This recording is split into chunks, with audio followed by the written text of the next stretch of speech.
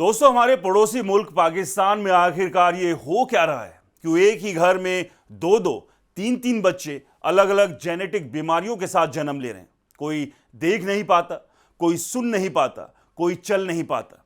और सबसे बड़ा सवाल तो यही है कि आखिर पाकिस्तानी समाज कर क्या रहा है? क्या ये सिलसिला थमने के बजाय पीढ़ी दर पीढ़ी और गहराता जाएगा? क्या ये सिर्फ संयोग है? क्या ये महज गरीबी या स्वास्थ्य सुविधाओं की कमी का परिणाम है, या फिर इसके पीछे कोई गहरी सामाजिक संरचना काम कर रही? जब किसी देश में हजारों परिवार एक जैसे दर्द से गुजर रहे हों, जब डॉक्टर बार बार एक ही पैटर्न की तरफ इशारा कर रहे हों, तब ये सवाल और गंभीर हो जाता है कि आखिर जड़ कहाँ है। ये कोई एक शहर की कहानी नहीं, ना ही किसी एक समुदाय की, बल्कि ये एक व्यापक सामाजिक प्रवृत्ति का परिणाम है।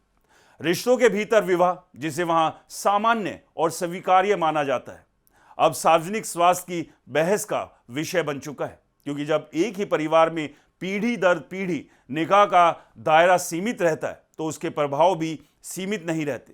वो बढ़ते हैं, जमा होते हैं और अंततः अगली पीढ़ी की सेहत पर दिखाई देने लगते हैं। अस्पतालों में बैठे कई माता पिता की आंखों में एक ही सवाल होता है, हमारे साथ ही क्यों?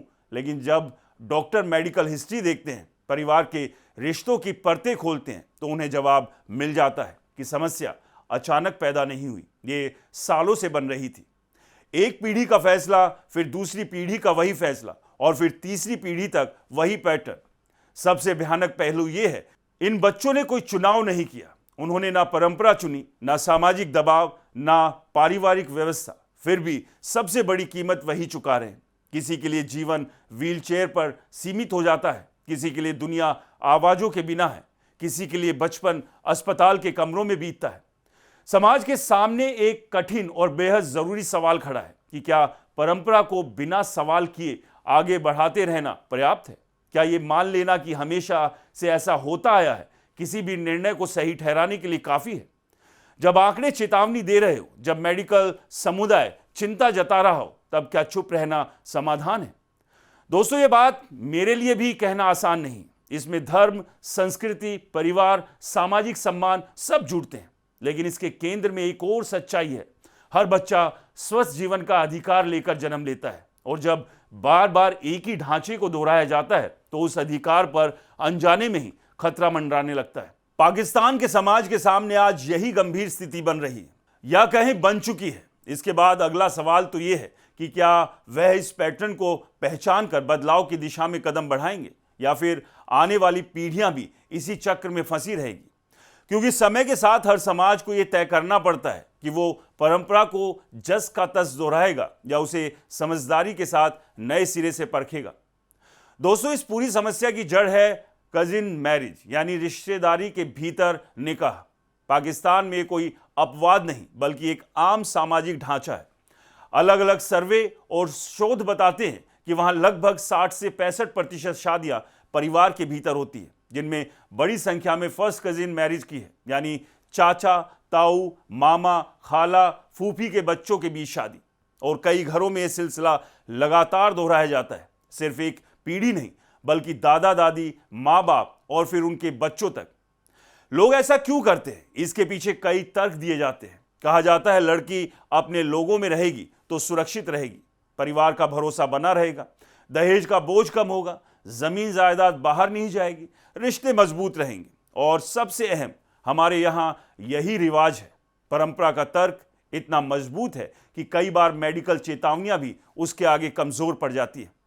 धार्मिक आधार भी सामने रखा जाता है। कुरान में जिन रिश्तों में निकाह हराम है, उनका स्पष्ट उल्लेख है, लेकिन कजिन विवाह पर सीधी मनाही नहीं है। इसी आधार पर बहुत से लोग कहते हैं कि जब धर्म ने मना नहीं किया, तो इसे गलत क्यों माना जाए?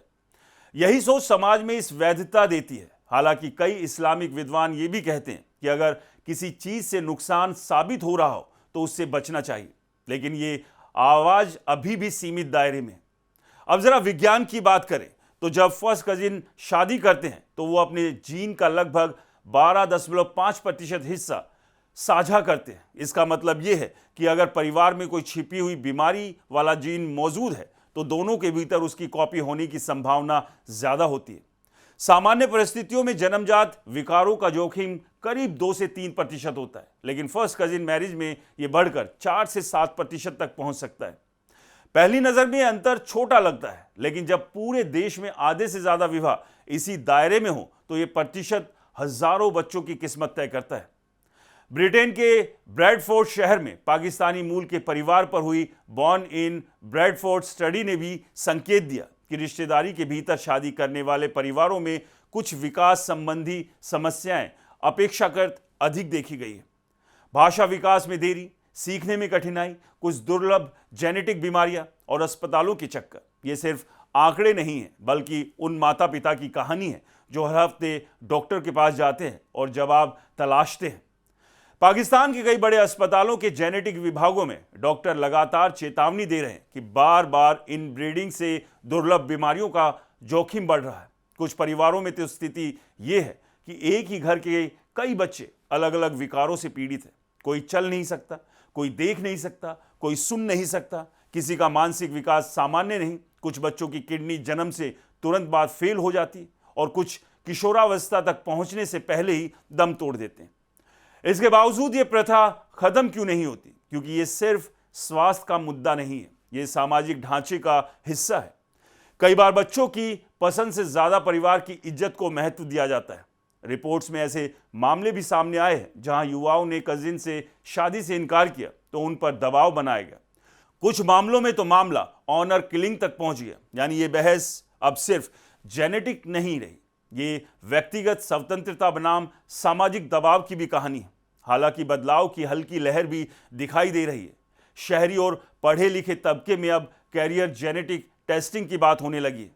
शादी से पहले ब्लड टेस्ट और स्क्रीनिंग कराने की सलाह दी जा रही है ताकि ये पता लगाया जा सके कि दोनों में कोई समान रोगग्रस्त जीन तो नहीं है। कुछ डॉक्टर आईवीएफ और प्री इम्प्लांटेशन जेनेटिक डायग्नोसिस जैसी तकनीकों का विकल्प भी बताते हैं, लेकिन यह सुविधा अभी सीमित लोगों तक पहुंची है। ग्रामीण इलाकों में आज भी हमारे बड़ों ने किया है तो हम भी करेंगे वाली सोच हावी है। तो सवाल यह है कि एक बार फिर सामने खड़ा है, क्या परंपरा के नाम पर यह जोखिम जारी रहेगा? क्या आने वाली पीढ़ी की सेहत को नजरअंदाज करना ठीक है, या फिर समाज विज्ञान की चेतावनी को गंभीरता से लेकर धीरे धीरे बदलाव की ओर बढ़ेगा? पाकिस्तान आज उसी दोराहे पर खड़ा है। एक रास्ता वही पुराना है, रिश्ते परिवार में, फैसले परिवार के और जोखिम भी परिवार का। दूसरा रास्ता है जागरूकता का, जांच का, सलाह का, वैज्ञानिक समझ और व्यक्तिगत स्वतंत्रता का। फैसला चाहे जो भी हो, लेकिन ये तय है कि हर बच्चा स्वस्थ जीवन का अधिकार लेकर जन्म लेता है और उस अधिकार से बड़ा कोई रिवाज नहीं हो सकता। तो दोस्तों, पाकिस्तान की आवाम को इसको लेकर समझ दिखाकर जागरूक होने की आवश्यकता है, क्योंकि जो कुछ हो रहा है वो ठीक नहीं है और यही विज्ञान भी कह रहा है। बाकी आप क्या कहेंगे? कमेंट्स में अपनी राय जरूर बताएं। नमस्कार।